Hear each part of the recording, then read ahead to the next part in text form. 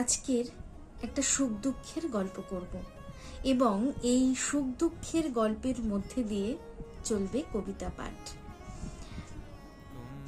একদিন ধর্ম যুধিষ্ঠিরকে জিজ্ঞাসা করলো, আচ্ছা যুধিষ্ঠির, এই পৃথিবীতে এত দুঃখ কিসের?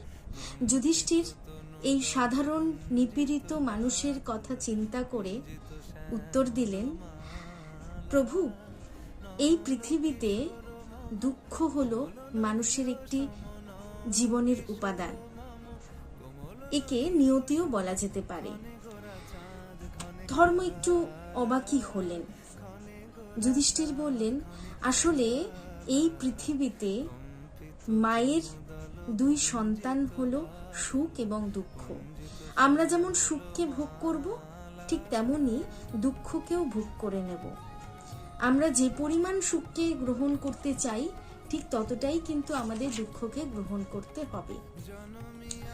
কিছুটা অবাক হয়ে যুধিষ্ঠিরকে বললেন ধর্ম যে, কিন্তু এখানে যুধিষ্ঠির সুখের থেকে কিন্তু দুঃখই বেশি প্রাধান্য পাচ্ছে, এটা কেন? মানুষ এত দুঃখ পাচ্ছে কেন? তখন যুধিষ্ঠির বললেন, আসলে মানুষ সুখের পেছনে ছুটছে, ঠিক যতটা সুখ প্রয়োজন তার থেকেও অধিক পাওয়ার চেষ্টা করছে, আর সেই কারণে দুঃখ আমাদেরকে নাকে দড়ি দিয়ে ঘোরাচ্ছে। অর্থাৎ আমাদেরকে সুখ যতটা ভোগ করতে হবে, ঠিক সেই পরিমাণ দুঃখ গ্রহণ করতে হবে। এটাই হচ্ছে প্রকৃতির নিয়ম। তখন ধর্মরাজ আবারও তাকে বললেন, তুমি এই ব্যাপারটা কিভাবে বুঝতে পারলে?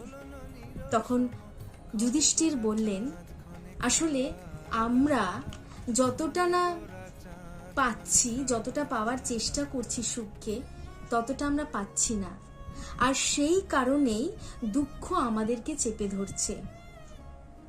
আমরা সুখকে গ্রহণ করব অথচ দুঃখকে গ্রহণ করব না, তা কিন্তু নয়। আমাদের উভয়কেই গ্রহণ করতে হবে। সুখ থেকে কিন্তু কোনো কিছুই শেখা যায় না, অথচ দেখবেন দুঃখকে যদি আমরা গ্রহণ করি, দুঃখ থেকে সাধারণ হয়ে অসাধারণের পথে এগিয়ে যাওয়া যায়। আর কখন যে আমরা সেটা হয়ে উঠি তা কেউ জানতে পারি না।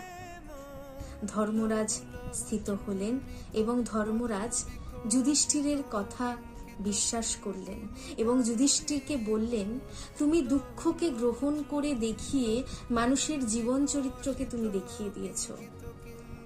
দেখিয়ে দিয়েছ দুঃখকে গ্রহণ করেও সুখের পথে এগিয়ে যাওয়া যায়। সুতরাং আমাদেরকে সুখ গ্রহণের পাশাপাশি দুঃখকেও গ্রহণ করে নিতে হবে। বিশ্ব কবিতা দিবসে তাই আজকে স্বরচিত কবিতা পাঠ ধর্ম। সবের ভেতর আগুন জ্বলছে, পুড়েছে নতুন ছাই, দেহের পোশাক সস্তা দামে ফুটপাতে পেল ঠাই। জন্ম যখন লগ্ন দিয়ে বিধাতা টানে রেখা, সুখ দুঃখ সয়ে যাবে সমাজ থেকে শেখা। নামতা শিখে অঙ্ক করি, শূন্যে মেলাই পথ, মুঠো হাতে ভাবনা গড়ি, যুদ্ধে সাজাই রথ। আগন্তুকের দেখা পেলে ভক্তি করি তাকে, বিশ্বাসে যখন মেলে বস্তু, সবাই দেবতা বলে ডাকে।